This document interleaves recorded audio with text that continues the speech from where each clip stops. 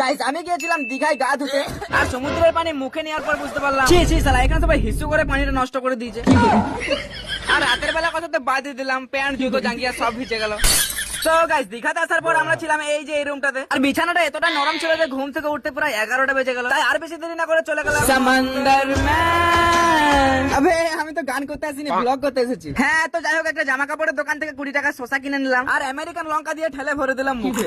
আর guys তারপরে সমুদ্রের দিকে তাকিয়ে দেখি আবে দাদু দাদি কেউ বাকি নাই, এই সবাই নামে গেছে গাধুতে। আমি আর দাঁড়িয়ে থেকে কি করব, হোটেলে গিয়ে রেডি হয়ে দুপুরবেলা মর্নিং ওয়াক করতে করতে চলে এলাম সমুদ্রের বিচে। আবে এত ভিড়, একেই তো আমি ছোট বড় ছেলে, আবার কেউ পকেটে ঢুকিলেন।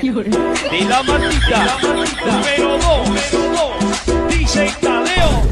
গাইস সমুদ্রের পানি নুনটা সেটা আমিও জানতাম, কিন্তু সালা এত নুন নিশ্চয় এখানে অর্ধেক মানুষ গা ধোয়ার নাম করে হিসু করে চলে যায়।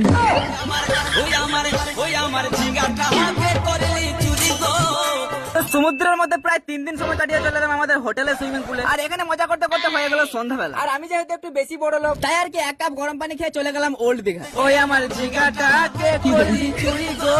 তো কে চুরি করেছে ওটা বড় কথা নয়, বড় কথা হচ্ছে দাদুরা কত সুন্দর দাদি থেকে নিয়ে গল্প করছে। হ্যাঁ মানে এখানে যেদিকে তাকায় সেই দিকে বউ নিয়ে ব্যস্ত সব। আমার তো না, একা একাই বসেছিলাম, আর তখনই সালার এমন এক ঢেউ এলো, আমার প্যান্ট জুতো জাঙ্গিয়া সব ভিজে গেল।